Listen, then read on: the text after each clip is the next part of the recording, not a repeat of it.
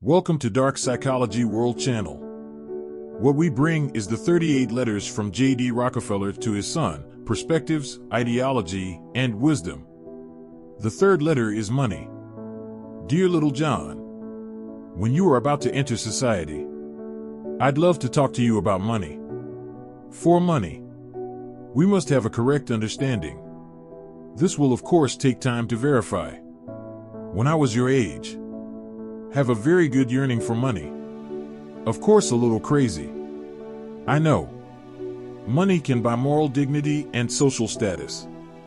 These things. Then a beautiful residence, exquisite food and expensive clothes. I'm even more excited. When I was young, I was once obsessed with a book called The Sage Amos. Lawrence diary book. This made me think. I am a contradictory person. Lawrence was a wealthy textile mill owner in New England. Through an elaborate arrangement, he donated 100,000 pounds. Every time I read those letters he wrote, always fascinated. The banknotes he gave to people were all rattling new ones. Not only visible, and can hear it. I made up my mind. If one day, as long as I can do it, I also want to give others rattling new bills. Maybe in the mind of a teenager. Have such an idea. Seems very rare and ridiculous. But I know. That's money in my head. The wonderful effect produced. It's only like this in my head. Now it seems. How naive I was at that time. If you only know how to save money, your life becomes a locked safe. Nothing can get in. Nothing can come out. Once I saw many roses being sold out. I just thought the flower shop in Cleveland must be very profitable. So I had some petty thoughts. Because there are always some. Girls will receive far more flowers than they need. So why don't you put these flowers away again? Before night falls. Sold to people who can't buy flowers. And what about the anxious young men? But once the idea came up, I was scolded back by myself.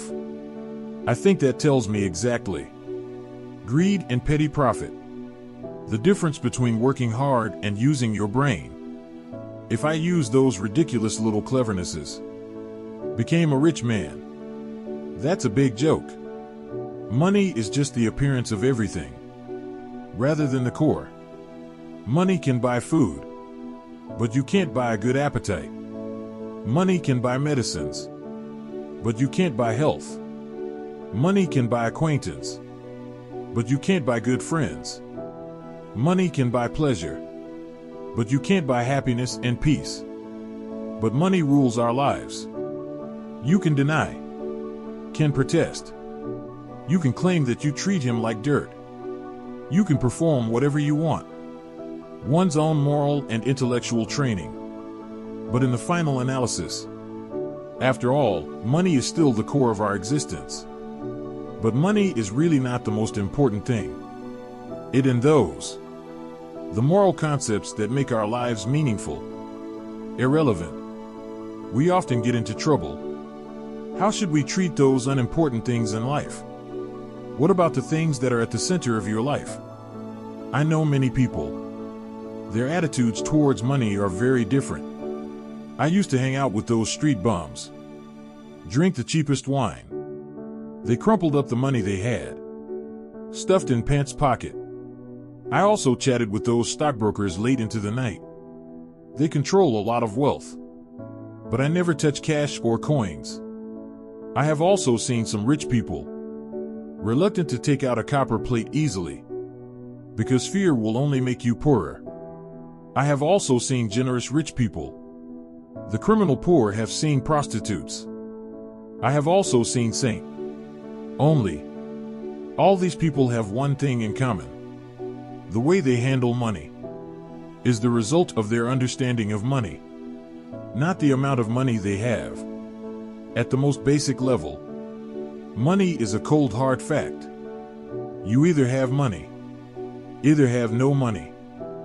But from an emotional core psychological point of view, It is absolutely unreal. You can shape it into what you want, even if you are not interested in money. You just hope you don't have to worry about money. In a certain way, it becomes defined by some abstract method, abstract concept. Money can earn interest. You have to figure out how to invest. Pay taxes based on how much you earn. Make it a property with its own meaning. Money takes root, weathering the economic storm. You have to take care of him like a gardener. He becomes the core of your thoughts. Even if you think you're just saving money.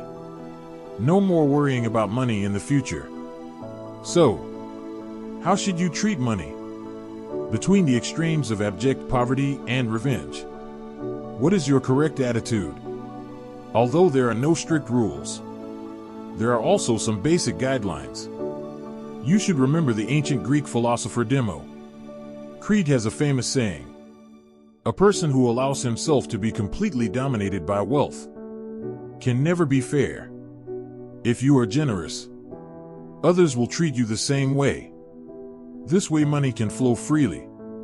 Sharing with others is not a waste of money. That's just hope. Seeking the thrill of wasting money. What I call sharing. Just use your money to help others. Do something meaningful, regardless of returns. If you can do this, you will become one of those people who are happy to help others. So, there will be countless opportunities to communicate and help others. People will show the same kindness, repay you this situation. It's like people communicating in a foreign language. Between people who speak the same language, there may be more resonance. If you pursue money for security and storage, you will find that the people around you are like this too. You will all wear masks. Clenched fist. Glare.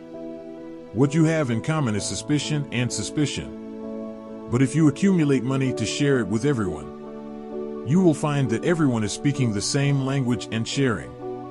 The world will be full of life. But there is a more important point is, if you are a miser, you will not be happy. Because people who are greedy for money cannot bear losses. Money always comes and goes.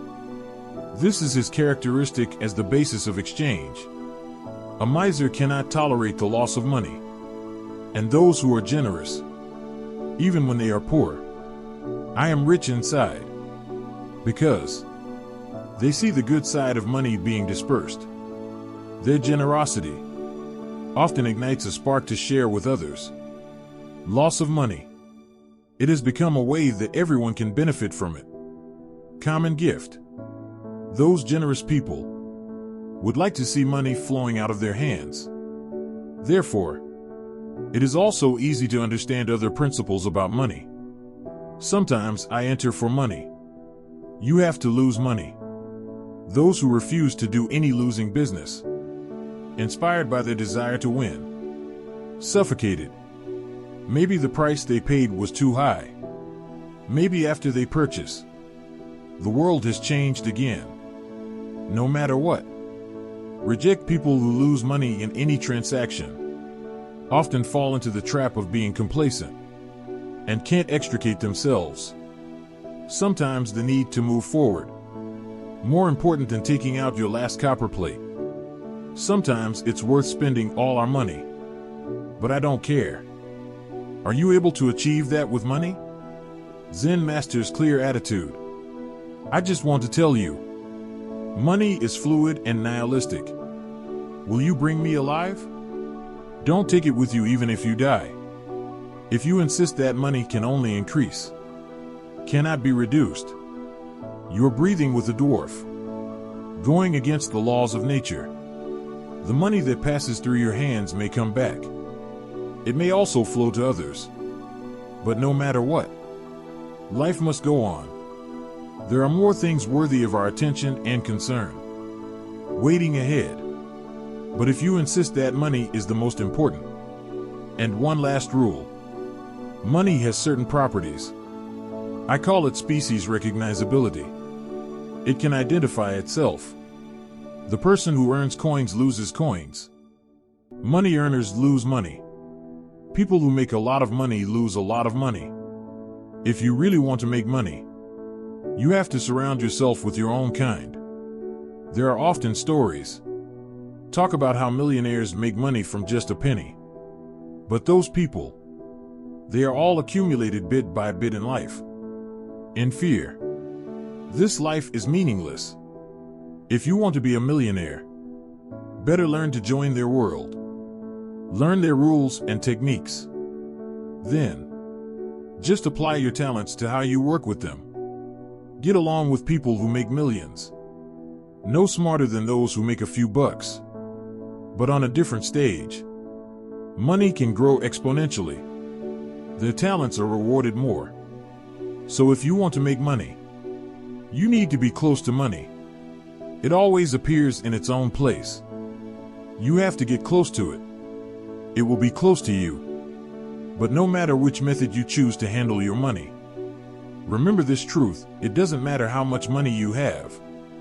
What matters is how you use it. Money is just a commodity, an abstract transaction recognized by both parties. And the spirit of this transaction.